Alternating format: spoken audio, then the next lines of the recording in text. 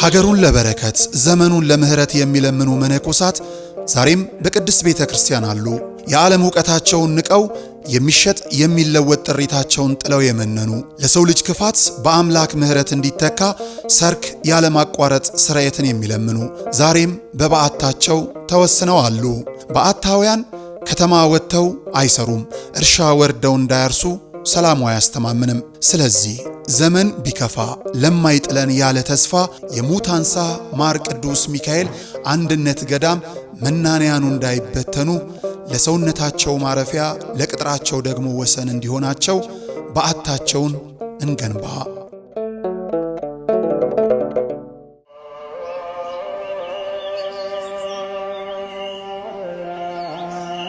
በዘላለም ሕይወት ጌታችንን ለመምሰል በሁዳዴው በፍጹም ጾም ጸሎትን እንዳንዘል በዚህ ዘመን ሐኪም ለማይደርስበት ክፉ በሽታ ዓለም ለነጠቀችን ሁሉ አሳይታ ከሰጠ የማይነሳ ስንነግረው ለማይረሳ የድንግል ማርያም ልጅ መባችን እንዳይረሳ በእናቱ ቤት ለልባችሁ ማረፊያ ቅዳሴ ጾም ጸሎት ለአካላችሁ ማቆያ የተጠናቀቀ የሱባኤ ቤት ተዘጋጅቷል። በሰሚነሽ ኪዳነ ምሕረት ሁሉም ሰላም ይሆናል። የበረታችሁ በዋሻ ዘግተን ለሱባኤ ያልሆነልን በደርሶ መልስ ለሰንበት ጉባኤ ኑ ወደ ሰሚነሽ ኪዳነ ምሕረት ገዳም አብረን እንጓዝ። መብልዐ ጽድቅ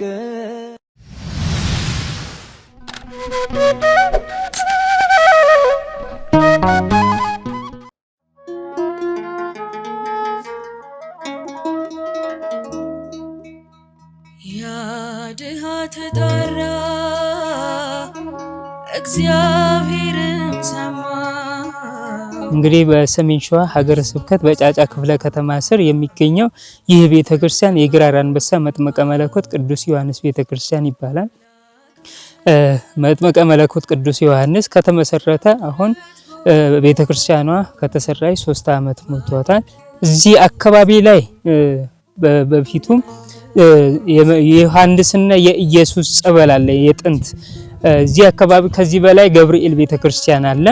ገብርኤል ከመተከሉ በፊት አንጎለላ ኪዳነ ምሕረት እዚህ ቦታ ላይ ግንቦት 21 ቀን ጸበሉን ባርካ አክብራ እንደምትሄድ አባቶቻችን ይናገራሉ። ይህ ጸበል ደግሞ ፈረሶችም ምኖችም አህዮችም እዚህ ነው የሚውሉት። ያው ቦታው እንክብካቤም ንጽህናም አልተጠበቀም። በመሃልም ጸበሉም ደርቆ ጠፍቶ ነበረ። ተመልሶ በሚመጣ ሰዓት ይሄንን ቦታ በመናከብርበትስ ለአካባቢው ህብረተሰብም ደግሞ እዚህ አካባቢ ላይ አብዛኛው በአዳም ልኮ የሚባል ነገር አለ። በዛ ያንን ሁላ ለማጥፋትም ህዝበ ክርስቲያኑ ወደ ቤተክርስቲያን እንዲመለስ በማድረግ ነው። ይሄንን ቤተክርስቲያኑ ለህዝቡም ለአካባቢ ህብረተሰብ ይሄ ቤተክርስቲያን ቢተከል ብለን ታስቦ ከአካባቢ ህብረተሰቡም ፍቃደኛ ሆኖ ይሄ ቤተክርስቲያን እንዲተከል ተደረገ።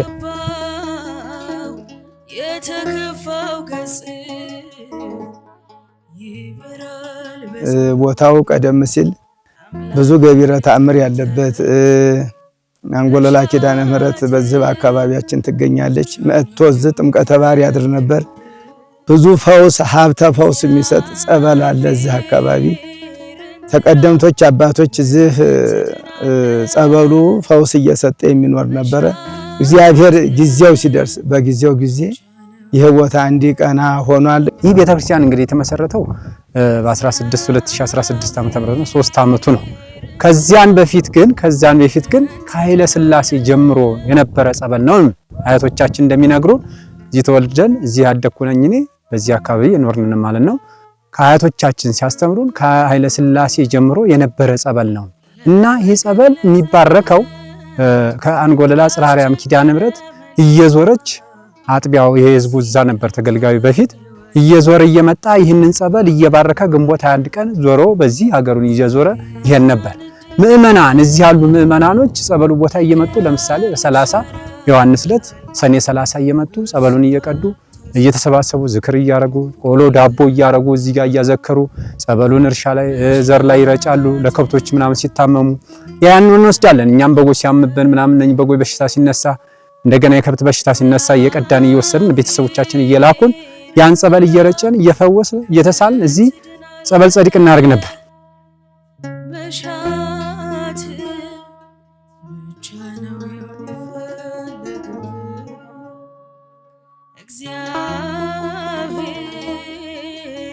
አካባቢ ህብረተሰብ ቅዳሴም በማስቀደስ ለቅሶም በመሄድ ሬሳም ከዚህ ይዞ ለመሄድ የ2 ሰዓት ተኩል የእግር መንገድ ነው። ከዚህ ሰሚነሽ አጥቢያችን ሰሚነሽ ነበር። ያው ለሀገረ ስብከቱ አካባቢ ህብረተሰብ ቤተክርስቲያኗ ርቃናለች እና በአካባቢ በዚህ አካባቢ ቤተክርስቲያን ቢተከልልን ብለው ጥያቄ ባቀረቡ መሰረት ላፍቶ ሌንጫ ቅዱስ ገብርኤል የሚባል አለ። ከዚህ በላይ ያ ቤተክርስቲያን ተተከለ። ከተተከለ በኋላ ሰሚነሽ እዚህ ቦታ መምጣቷን አቁማለች ማለት ነው። ህዝበ ክርስቲያኑ ያው ጥቂትም ቢሆኑ ትንሽ ናቸው። ያው እዚህ ቦታ ይመጣሉ። ያው በኢኮኖሚ አነስተኛ ናቸው። ያው በግብርናም ስለሚተዳደሩ በብር ነክ ምንም ነገር ብዙም አቅምም የላቸውም። ቅዳሴ በወር አንዴ ነበር የሚቀደሰው። አሁንም ደግሞ ብዙ ምእመናኖች እዚህ ቦታ መጥተው ጸበሉንም ተጠምቀው ፈውስ እያገኙበትም በሚያገኙ ሰዓት እዚህ ቦታ ካህናቶችም ከሩቅ ቦታ ነው መጥተው የሚያገለግሉት። በወር ኪዳን በእሁድ ኪዳን ነበር የሚደርሰው። አሁን በየሳምንቱ እሁድ ቅዳሴ እየተቀደሰ ነው ያለው።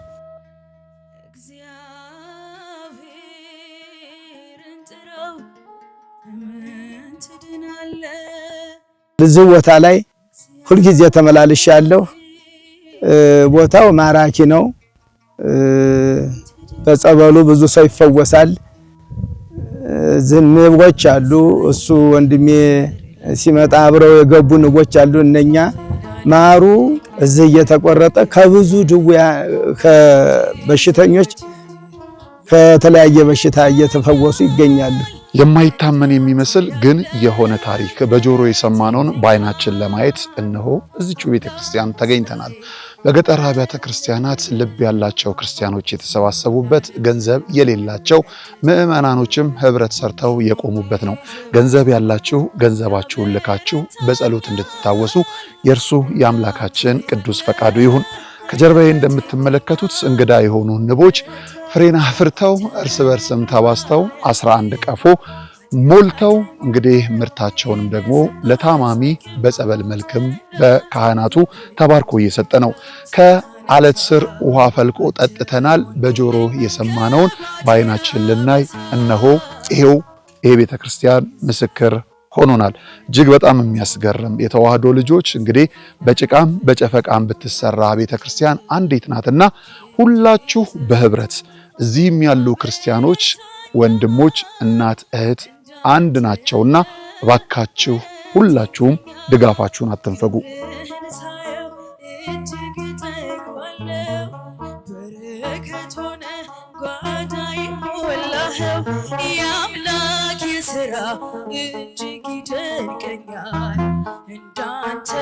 ክቡራን ተመልካቾቻችን ቅድም እንግዲህ ጸበሉን ጠጥቻለሁ። አሁን ደግሞ የማር እምነቱ ነው። በጣም የሚያስገርም ከዚሁ የሚቆረጥ ነው።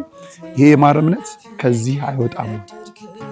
ደግሞ መጥመቀ መለኮት ቅዱስ ዮሐንስ በጣም የሚያስገርመው ነገር ኪንታሮት በጣም ለሚያሰቃያችሁ ብዙዎች ድነው እንደተመለሱ እየሰማው ነውና እንግዲህ እምነቱ ደግሞ እንደምትመለከቱት ከዚሁ ከቤተ ክርስቲያኑ ከሚገኙ ንቦች የሚቆረጥበት የሚገርም ነው። በዓይን ያየነውን በጆሮ የሰማነውን ሆኖ አግኝተነዋልና እናንተም ወደ ግራር አንበሳ መጥመቀ መለኮት ቅዱስ ዮሐንስ ቤተክርስቲያን እንድትመጡ፣ እንድትባረኩ፣ እንድትሳለሙ ሱባኤ እንድትይዙም ጭምር ጋብዛችኋለሁ። ቦታው ሩቅ አይደለም። በሰሜን ሸዋ ሀገረ ስብከት ወደ ጅሩ መስመር የአንጎለላ ጽርሐ አርያም ሰሚነሽ ኪዳነ ምሕረትን 2-3 ኪሎ ሜትር አለፍ እንዳላችሁ ወደ ግራ 4 ያህል ኪሎ ሜትር መግባት ችላችሁ የምታገኙት ድንቅ የድህነት ቦታ ነው።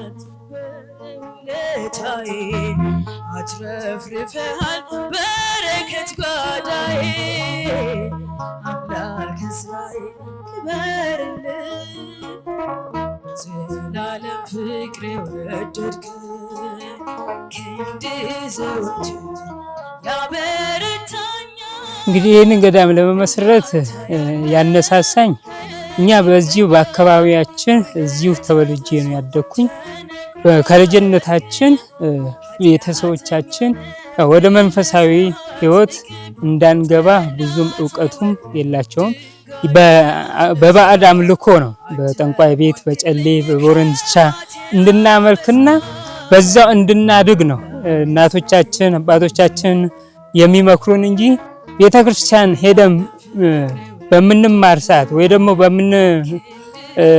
በምናገለግል ሰዓት ለሌላ ለተንኮል ለሌላ ነገር ምንውል ምንሄድ ቤተክርስቲያን ምናድረው ለሌላ ነገር ነው የሚመስላቸው።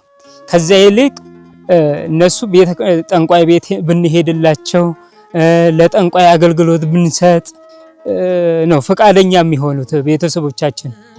በዛ በምን በራሴ የተማርኩትን ነው። በተለይ እናቴም ተከለከለኝ ነበር ቤተክርስቲያን እንዳልሄድ። ከዛ ይልቅ ጠንቋይ ያለ እዚሁ አካባቢ እዛ ሄጄ እንዳገለግል እዛ እንድሳተፍ ነው እናቴ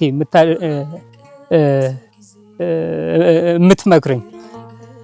እኔም ደግሞ እዚሁ አካባቢ ገብርኤል አለ እንደ ቅዱስ ገብርኤል እንደው ፈቅደህ አንድ ቤተክርስቲያን በዚሁ አካባቢ ቤተክርስቲያን ብሰራ እና እኚህ ህዝቦቹን ወደ ቤተክርስቲያን በመልሳቸው እንደው ብፈቅድልኝ ይሄንን እቅዴን ብታሳካልኝ ካሳካልኝ እኔም ቃል ገባልሃለሁ አልክድህም፣ እኔም ካንተ ከደጅህም አልለይህም፣ ፍቀድልኝና አንድ ቤተክርስቲያን እንድሰራልኝ ፍቀድልኝ ብዬ ቃል ገባውለት ለመላኩ ለቅዱስ ገብርኤል። እግዚአብሔርም ፈቅዶ ይሄንን ቤተክርስቲያን ሰርቻለሁ ማለት ነው። ይህ አካባቢውና እዚህ ሀገር በዚያን ቤተክርስቲያኑ ከመተከሉ በፊት አብዛኛ በባዕድ አምልኮ ነው የሚኖረው። አካባቢው ህዝብ ቅድምም እንደተባለ ወንድማችን ኪዳነ ማርያም ያነሳው ነገር አለ። በአምልኮ በሌላ ነገር በየጠጋ በየምናምን አድባር እየተባለ በዛ ስር ይገኙ ነበር።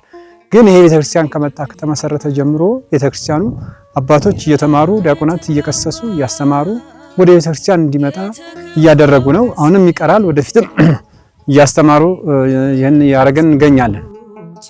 አምላክህን ጠርተህ መሻት ብቻ ነው የሚፈለግብህ።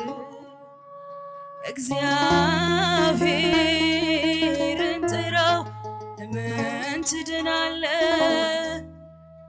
መሻት እኔ ብቻ አይደለሁም የሰራው በመላው ህዝበ ክርስቲያን በመሳተፍ 5ም 10ም በማስተባበር ነው ይሄ እቺ መቃኞ ቤተክርስቲያን የተሰራችው ማለት ነው። መስከረም 17 ዲያቆናቶችም የአካባቢ ተወላጅ የሆኑት በወንዝ ላይ ነው የምናከብረው። ታቦት እንኳን በዚህ አካባቢ ንግስ አንድ ቤተክርስቲያን እንኳን ህዝብ አያከብርም። በወንዝ ላይ የሚያከብሩ ህዝብ 400 500 ያላነሰ ህዝብ ነው በወንዝ ላይ በጨለያቸውንም ዳቦም በሬውንም እያረዱ ምናከብረው በዓላችን ትልቁ በዓል መስቀል በዓል ነው በዚህ አካባቢ። እኔም ደግሞ ይሄ መስቀል በዓል ወንዝና በባዕድ አምልኮ በጠንቋይ ቤት ከሚከበር በቤተ ክርስቲያንስ ለምን አይከብርም በማለት ገብርኤል አለ መስቀለ ክርስቶስን በማስገባት ድግስም ለ3 ዓመት ተከታታይ እየደገስኩኝ ህዝቡም ወደ ቤተ ክርስቲያን ተመልሶ መምህራንም በማምጣት ህዝቡም ያ ወንዝ የሚያከብር ህዝብ አሁን የለም። ሁሉም መስከረም 17 በቤተ ክርስቲያን በላፍቶ ሌንጫ ቅዱስ ገብርኤል የሚባል አለ። ከዚህ በላይ እዛ ያከብሩታል ማለት ነው። እዙ ቦታ ላይ እንዲህ ያለውን ገቢረ ተአምር እግዚአብሔር ከፈጸምክልኝ መጥምቀ መለኮት የበራሁ መናኝ የኤልሳቤጥ ልጅ የዘካርያስ ልጅ እዚህ ቦታ ላይ መጥቶ በራእይ አይቶ ይሄ ቤተክርስቲያን እንዲመሰረት አድርጓል። ይሄን ቤተክርስቲያን ሲሰራ በትንሽ ጎጆ በደሳሳ ጎጆ ሲሰራት አናጺው እሱ ነው። ገንዘቡ ተሌላውም ቢሆን እያደረ እየዋለ ምንም የሚበላው የሚጠጣው ሳይኖረው 3 ቀን 4 ቀን ጾሙን እያደረ ለነፍስ ያለ እንጀራ እያመጣ እየሰጠው ይህችን ቤተክርስቲያን አቋቁሟል፣ አስመርቋል።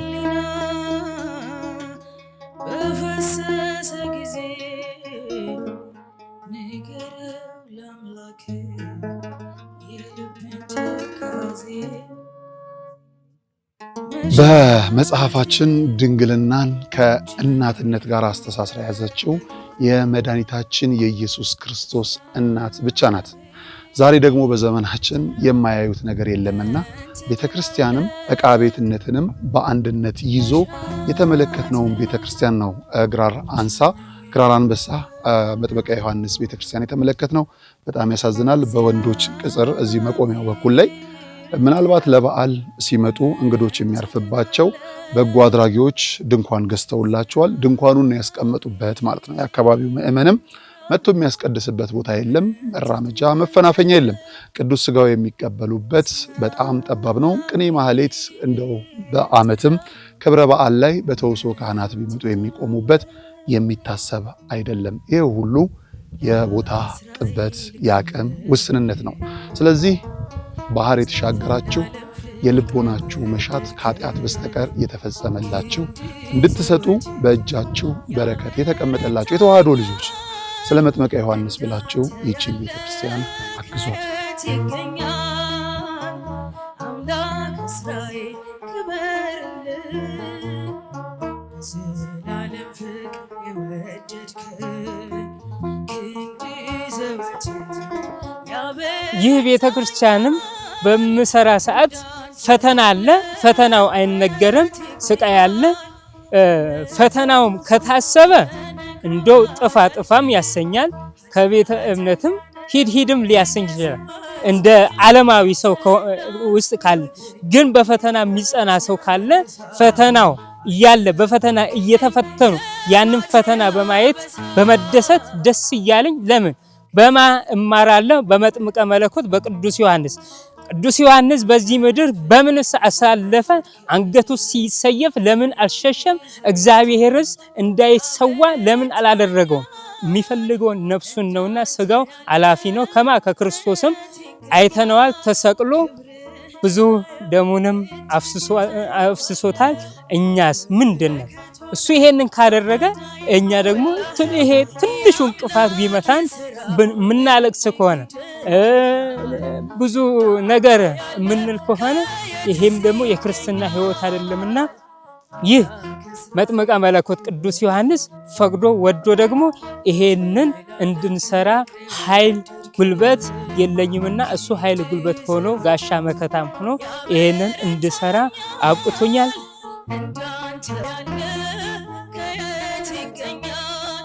ለመጥምቀ መለኮት ለቅዱስ ዮሐንስ 20 ዓመት ነው ቃል የገባው። በ20 ዓመት ውስጥ ትልቁን ህንጻ ቤተክርስቲያንን በሙያዬ ባለኝ ሙያ ረዳትም ባይኖረኝ ግለሰብ በከተማም በገጠርም የራሱን ህንጻ ይገነባል፣ የራሱን ፎቅ ይደረድራል። እኔም የኔ ፎቅ ይሄ ቤተክርስቲያን ነው። ይሄንን ሰርቼ በ20 ዓመት ውስጥ ጨርሼ አስረክባለሁ ብያለሁ።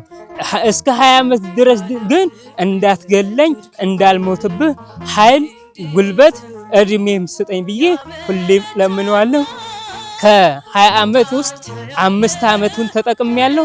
15 ዓመት ይቀረኛል። እግዚአብሔር ፈቅዶ ደግሞ ይሄው የራሱን ወዳጆችን እዚህ ቦታ እየጠራ ደግሞ አጋዥ ረዳት ከሰጠኸኝ 15 ዓመት አይደለም በ5 ዓመት ውስጥ ህንጻ ቤተክርስቲያኑ ተሰርቶ ያልቃል ብዬ አስባለሁ። ከኔ የበለጠ ደግሞ አሉ ያላዩት ያልሰሙት ብር ያላችሁ ገንዘብ ያላችሁ። እኔ ልብ ነው እንጂ ገንዘብ ኖሮኝ አይደለም። በልቤ አምኝበት ቀን ስራም ቢሆን እየሰራው እሰራዋለሁ ብዬ ተማምኝበታለሁ። ኃይል ጉልበት ከሰጠኝ ካልታመምኩ አልጋ ላይ ካልተኛው በስተቀር እሰራዋለሁ። 100% እተማመንበት። ቃልም ለሱ ነው የገባውለት። በሞትም የሱ ነው ብኖርም የሱ ነኝ። ስለዚህ እንግዲህ እንግዶች ሀገር ውስጥም ከሀገር ውጭም ያሉ ህዝበ ክርስቲያን አሉ። አጋዥ ከጎንህ እናግዛለን፣ እኛም እንረዳሃለን። አንተ የፈቀድከውን በቦታው ላይ የሚሰራውን የጋራ ሆነን እንሰራለን ካሉ በ5 ዓመት ውስጥም ልንጨርስ እንችላለን። ረዳት አጋዥ የሚያድለን እሱ ነውና መጥምቀ መለኮት ቅዱስ ዮሐንስ ወዳጆቹን በዚህ ቦታ አስፍሮ አምጥቶ እሱ ያግዘኝ እላለሁ።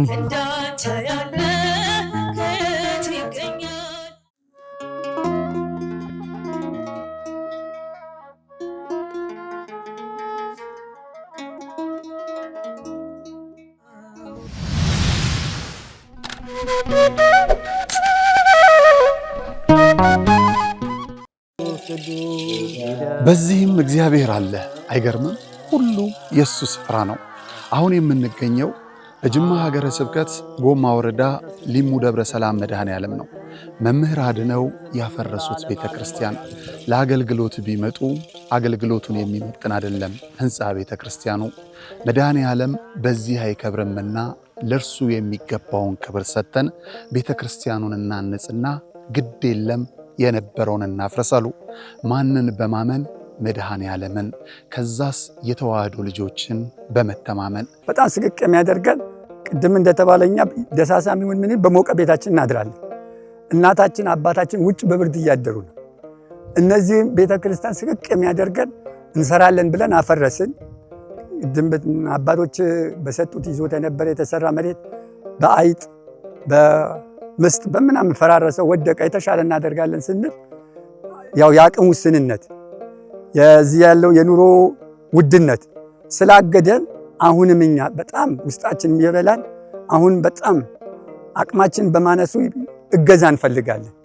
ጊዜው 1969 ነው።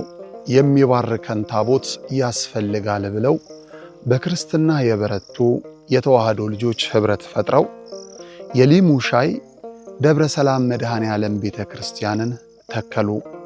እነሆ በአገልግሎት ብዛት መሰረቱ ፈርሶ ጉልላቱ እንዲህ ወድቋል። ውሃ መሰረታዊ ነገር ነው። የአብነት ትምህርት ደግሞ ለቤተክርስቲያን መሰረታዊ ነገር ነው። ትክክል ነውና አሁን እነዚህ ልጆች እስካሁንም የተማሩትም አሁንም ያሉትን የሚያድሩበት የምታዩት ነው። መቃብር ቤት ነው የሚያድሩት። ያው አወራ ነው ገብታችሁ ብታዩት ምንም ጥርጥር የለውም። ይሄንን አወራ ነው። እዚያ ነው የሚማሩት። የሚያድሩበት አፈር ነው። ቢያንስ እንኳን መጠለያ አሁን ማታ ማታ እንደምታዩት በዚህ ዝናብ ይመጣል፣ ውሽንፍር ነው የሚመታቸው። ቁጭ ብለው የሚማሩበትን ትምህርት ቤት ቢሰራ እጅግ የተሻለ ነገር ነው። የተዋህዶ ልጆች በውጪም በውስጥም ያላችሁ ይህ ደብር ታላቅ የበረከት ስፍራ ነው። እመኑኝ፣ የሰራችሁት ይባረካል፣ የጠየቃችሁት ይመለሳል። የቦታው ተአምር በሰው ልጆች እጅ ሥራ አጥር የለውም። ባለቤቱ ግን በተፈጥሮ ጫካ ዙሪያውን አጥሮ ቤቱን ይጠብቃል። ቤቱ ደግሞ ፈርሶ የኛን በረከት ይጠባበቃል።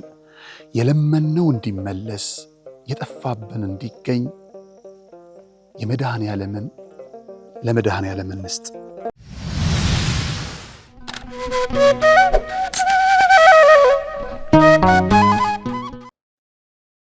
እንግዲህ እቺ ቤተክርስቲያን እንደምታዩት በሚሰራ ሰዓት ከግለሰብ ብር ሁላ ተበድረን በተለይ ከሙስሊም 200,000 ብር ተበድረን ሰርተን ጽላቱ ከገባ በኋላ ቤተክርስቲያኗ ጠቅላላ እዳ ያለባት 500,000 ብር ነበረብን ያለብን እዳ። ያንን ምን ከፍለው አተን በምንቸገር ሰዓት ዶርቃ ሚዲያ እዚህ ቦታ ላይ መጥተው ይሄንን እዳ ከፍሎልን ነበረ። አዲሱን ህንጻ ቤተክርስቲያን እናሰራለን ብለን እንዲሁ ቁፋሮ እዚህ ጋር ቆፍረን ነበረ በእስካቫተር። ከመቆፈራችን በፊት ብሩን ከአቁፋላ ማይክሮ ፋይናንስ 1 ሚሊዮን ብር በ20% ብድር ተበድረን ቁፋሮውን ጀምረን ያው ባይጨርስልንም በቁፋሮ ላይ ቆሟል ማለት ነው።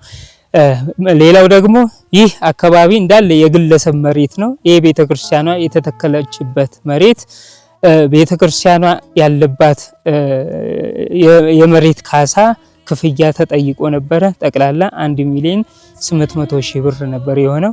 ይህንን ደግሞ ይህንን እዳ ለመክፈል ሌላ ፕሮግራምም አዘጋጅተን እዚህ በኦንላይን ስራ በኦንላይን ገቢ ማሰባሰቢያ ፕሮግራምም አድርገን ነበረ። እንደ እግዚአብሔር ፍቃድ አልተሳካልንም። ያንን እዳ ለመክፈል አልተቻለንም። እንግዲህ ድጋሚ ደግሞ መጥምቀ መለኮት ቅዱስ ዮሐንስ የሱ ፍቃድ ከሆነ እናንተንም እዚህ ድረስ እንድትመጡና ይህንን ቤተክርስቲያን እንድታግዙን እናንተንም እዚህ ድረስ አስቸግረናቸዋል ማለት ነው።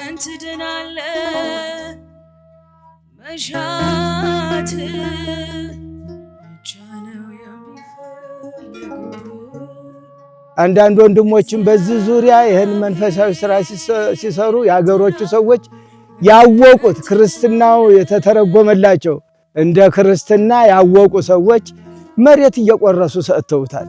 ከዛም ደግሞ አሁን ደግሞ በካሳ መልኩ ደግሞ አስከልሏል። አሁን ካሳውን ነው የሚከፍሉለት እንዲከፍሉለት የሚማጸነው አቤት እያለ የሚጮኸው አንደኛ ቤተክርስቲያኑን ሊያሰራ፣ ሁለተኛ ዙሪያውን ያስከለለውን ደግሞ የካሳ ገንዘብ ገበሬዎቹ እንዲሁ መኸር ስለሌለባቸው መተዳደሪያቸው እቺ ስለሆነች ለነሱም አስፈላጊውን ካሳ ቤተክርስቲያኑ በሰፊው ወደፊት ገዳማውያኑ የሚተዳደሩበት እንደው ቤት መስሪያ የእርሻ ቦታ ባይሆን የእርሻ ቦታ በሌላ ይሆናል። እንደው የሴቶች ገዳማት የሚመሰረትበት የወንዶች ገዳማት የሚመሰረቱበት ካህናቱ ራሳቸውን ችለው የሚተዳደሩበትን ቦታ ይሄ ቤተክርስቲያን ተመስርቶ እዚህ ደረጃ ደረሰ ድረስ ያው የአካባቢው ካህናቱ ናቸው። እኛ ይሄን አካባቢ ህብረተሰብ እንግዲህ ይሄ ዛፉም ቤተክርስቲያኗም የምታዩት ይሄ የምንረግጣት መሬት የግለሰብ ነው። ይህ የግለሰብ ጠቅላላ ግማሹ ለውጥ የሚፈልጋለ ለውጡን ደግሞ መንግስት ቀበሌ አመሻሽቶ ለውጥም አዘጋጅቶ ለውጥ ለውጧቸው ይሄ የምታዩት ሜዳ ይሄ ለቤተክርስቲያን ገቢ ሆኗል። ግን በግማሹ ደግሞ መሬትም አንፈልግም ካሳ ብር ነው የምንፈልገው የሚሉትም አሉ። የብዙ ገበሬ መሬት ስለሆነ ጠቅላላ እያንዳንዱን ግለሰብ ስንት እንደሆነ በምንጠይቅ ሰዓት 1,800,000 ብር ነው የሆነው። አንድ ላይ ጫካው እንዳለ ከዚህ ከመስቀሉ በላይም ሜዳ አለ፣ አዳራሽም ሰርተንበታል። ቀን ስጡን ብር ባገኘን ሰዓት እንድንከፍል እስከዛ ድረስ አንደኛ ሳርም አይደለም ዛፍም ስለሆነ ዛፉን ቢደርስም እንኳን ቢደርስ ሸጣችሁ እስከዛ ድረስ ትጠቀሙታላችሁ። ስለዚህ ትንሽ ቀን ጠብቁን ታገሱን ብለን ጥያቄ አቅርበን ነበረ። እስካሁንም በትዕግስት ቆይተዋል። እንግዲህ እግዚአብሔር ፍቃድ ከሆነ ደግሞ ጊዜውና ቀኑ ከደረሰ ያው ለግለሰቦቹ ይሄንን እንድንከፍል፣ ሌላው ደግሞ በጣም የጨነቀን የቸገረን ይሄ የቆፈርነው ከአቁፋ ላይ የተበደርነው ብድር ያንንም መክፈል አልቻልንም ነበር። ይሄንን እንዲከፈልልን ጥያቄ እናቀርባለን ማለት ነው።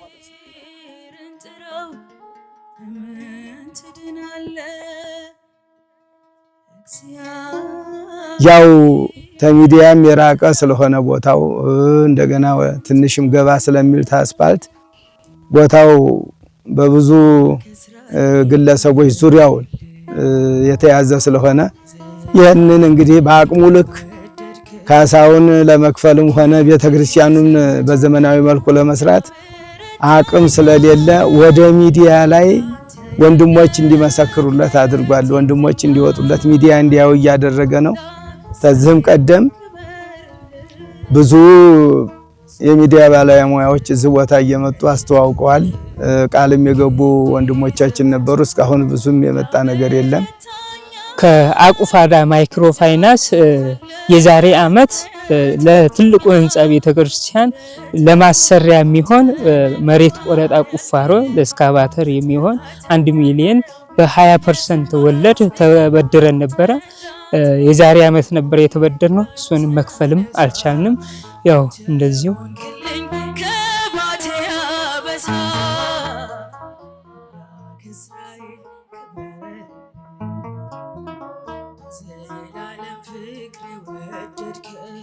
የገቢ ማሰባሰቢያውን ጠቅላላ ለውሎ አበልም አለ ለሚከፈላቸው ለትራንስፖርት፣ ምሳ፣ ምግብ፣ ማደሪያ ብዙ ነገር ወጪ አውጥተን ነበረ። 2,200,000 ብር ነው ወጪ ያወጣ ነው።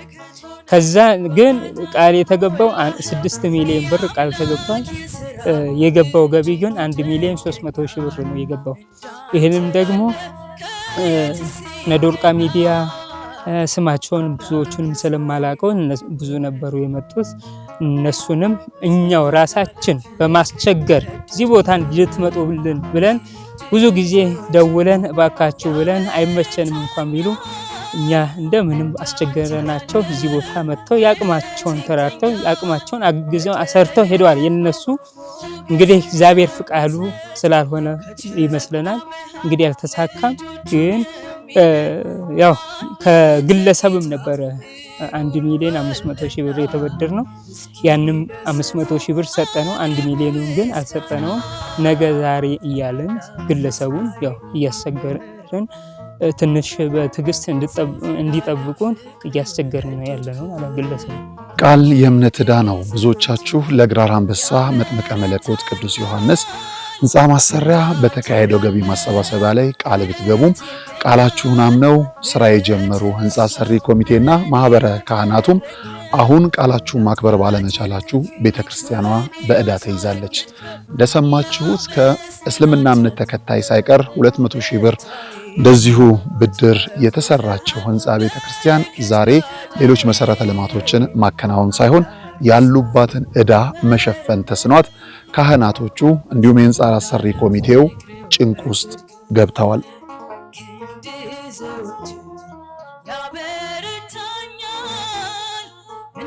ለብዙ ሰው ማስተላለፍ የምፈልገው በተለይ የጉዞ አዘጋጅ ካለ እዚህ ቦታ ይሄንን በረከት ቦታ የበረከቱ ተካፋይ እንዲሆኑ ህዝቡንም ይዘው እዚህ ቦታ ቢያሳዩልንና ንቦች አሉ እዚህ ቦታ መጥምቀ መለኮት ቅዱስ ዮሐንስ የሰጠን በመጥምቀ መለኮት ቅዱስ ዮሐንስ እንደ እምነት እየተጠቀምን ብዙ ሰው በተለይ ከኪንታሮት እየተፈወሱበት ይገኛሉ። ማሩን በመብላት በመቀባት እንዲሁ ተበጥብጦም ይሰጣል። ይሄንን ብዙ ሰው እየተፈወሰበት ይገኛል። ሁሉም ሰው ያላየ ይሄን ቦታ ረግቶ በረከቱን ቢያገኝ እመኛለሁ። በዚህ ዙሪያ ያለውን የካሳ ክፍያና ቤተክርስቲያኑ በዘመናዊ መልኩ የሚሰራበትን ገዳሙ የሚሰፋበትን ህዝብ እንዲያውቁልን በውጭም በግቢም ያሉ ህዝቦች ምእመናኖች የቤተክርስቲያን ተከታዮች ይህንን ሚዲያ ተከታትለው ወደዚህ ቦታ እየመጡ ይህንን ቦታ ረግጠው አይተው በስራው ላይ ተሳታፊ እንዲሆኑ ነው መልእክቴን ማስተላልፈው። የኛ የበደለኛ ልጆቹን የኃጢአት ዋጋ በደሙ ከፍሎልን የሱን ቤት ግን ከዕዳ ማላቀቅ አልቻልንም። መጥምቀ መለኮት ቅዱስ ዮሐንስ ግራር አንበሳ ማለት ነው። ቤቱ በዕዳ ተይዟል። ይህችን መቃኞ ቤት ከእስልምና እምነት ተከታዮች 200,000 ብር ብድር አግኝተው ቢተክሏትም አሁን ግን ቀሪ ብድሮችን መክፈል ባለመቻልም የግራር አንበሳ መጥምቀ መለኮት ቅዱስ ዮሐንስ ሕንፃ ቤተክርስቲያንን ፈቅ ማድረግ አልቻልንም። በብዙ መልኩ በዕዳ ተይዟል። ስለ መጥምቀ ዮሐንስ ብላችሁ እባካችሁ የተዋህዶ ልጅ ከስር በምትመለከቱት የባንክ አካውንት ቤተክርስቲያኗን ከዕዳ እናውጣ።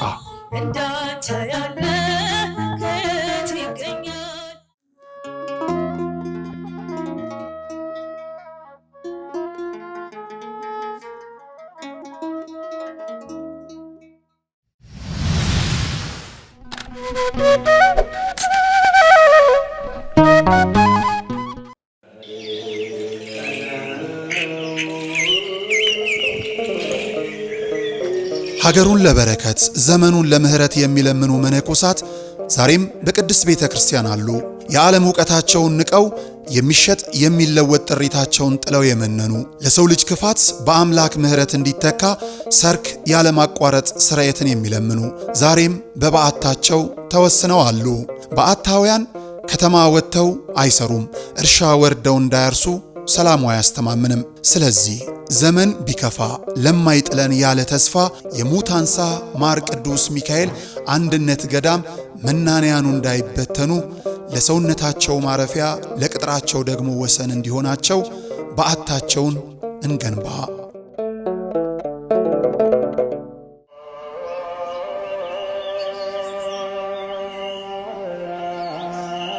በዘላለም ሕይወት ጌታችንን ለመምሰል በሁዳዴው በፍጹም ጾም ጸሎትን እንዳንዘል በዚህ ዘመን ሐኪም ለማይደርስበት ክፉ በሽታ ዓለም ለነጠቀችን ሁሉ አሳይታ ከሰጠ የማይነሳ ስንነግረው ለማይረሳ የድንግል ማርያም ልጅ መባችን እንዳይረሳ በእናቱ ቤት ለልባችሁ ማረፊያ ቅዳሴ ጾም ጸሎት ለአካላችሁ ማቆያ የተጠናቀቀ የሱባኤ ቤት ተዘጋጅቷል። በሰሚነሽ ኪዳነ ምሕረት ሁሉም ሰላም ይሆናል። የበረታችሁ በዋሻ ዘግተን ለሱባኤ ያልሆነልን በደርሶ መልስ ለሰንበት ጉባኤ ኑ ወደ ሰሚነሽ ኪዳነ ምሕረት ገዳም አብረን እንጓዝ።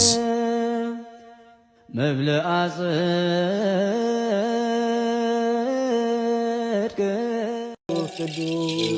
በዚህም እግዚአብሔር አለ። አይገርምም? ሁሉ የሱ ስፍራ ነው። አሁን የምንገኘው በጅማ ሀገረ ስብከት ጎማ ወረዳ ሊሙ ደብረ ሰላም መድኃኔዓለም ነው። መምህር አድነው ያፈረሱት ቤተ ክርስቲያን ለአገልግሎት ቢመጡ አገልግሎቱን የሚመጥን አይደለም ህንፃ ቤተ ክርስቲያኑ። መድኃኔዓለም በዚህ አይከብርምና ለእርሱ የሚገባውን ክብር ሰጥተን ቤተ ክርስቲያኑን እናንጽና ግድ የለም የነበረውን እናፍረሳሉ። ማንን በማመን? መድኃኔዓለምን። ከዛስ የተዋህዶ ልጆችን በመተማመን በጣም ስቅቅ የሚያደርገን ቅድም እንደተባለኛ ደሳሳም ይሁን ምን በሞቀ ቤታችን እናድራለን። እናታችን አባታችን ውጭ በብርድ እያደሩ ነው። እነዚህም ቤተክርስቲያን ስቅቅ የሚያደርገን እንሰራለን ብለን አፈረስን። አባቶች በሰጡት ይዞት የነበረ የተሰራ መሬት በአይጥ በምስጥ በምናምን ፈራረሰው ወደቀ። የተሻለ እናደርጋለን ስንል ያው የአቅም ውስንነት የዚህ ያለው የኑሮ ውድነት ስላገደን አሁንም እኛ በጣም ውስጣችን ይበላል። አሁን በጣም አቅማችን በማነሱ እገዛ እንፈልጋለን።